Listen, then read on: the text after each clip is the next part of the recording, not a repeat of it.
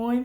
Mä teen nyt storytimen siitä, kun siis mä olin kirjastossa ja siis luokan kaa.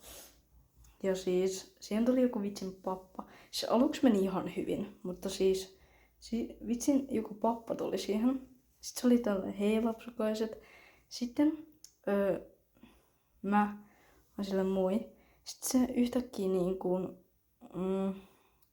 koski mun hiuksen ja sanoi, että onpas sulla hienot hiukset. Ja sitten yömäs ja sitten mä olin vaan silleen kiitos. Ja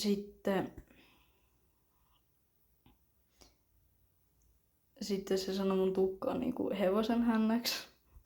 Ja sitten niinku silleen ja niinku joo, siis tässä oli, tai no tää ei ollut ihan niinku storytime, mutta siis vähän niinku storytime, mutta kuitenkin niinku storytime jo silleen. Mutta tässä oli tää video ja storytime, heippa!